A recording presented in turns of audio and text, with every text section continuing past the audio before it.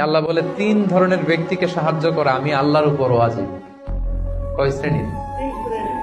এর মধ্যে এক শ্রেণীর হচ্ছে যে বিয়ে করতে চায়, আর নাকি আল্লাযী ইউরিদুল আফাফ, পুত পবিত্র থাকতে যে, চরিত্র বাঁচাতে যে বিয়ে করতে চায়, টাকা নাই, সমস্যা এটা সেটা, কিন্তু খুব চাচ্ছে বিয়ে করতে। আল্লাহ বলে ওই যুবককে হেল্প করা আমি আল্লাহর জন্য ওয়াজিব হয়ে গিয়েছে।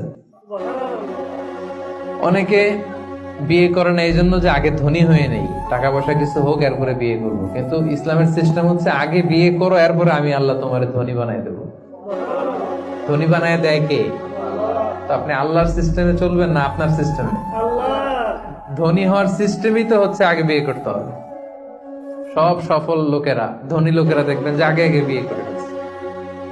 এজন্য আমরা যেন বিয়ে করে হালাল পন্থায় আল্লাহর দেয় যৌবনকে উপভোগ করি। হারামের সাথে যেন আমরা কখনো কোনোভাবে আপোষ না করি, সম্পর্ক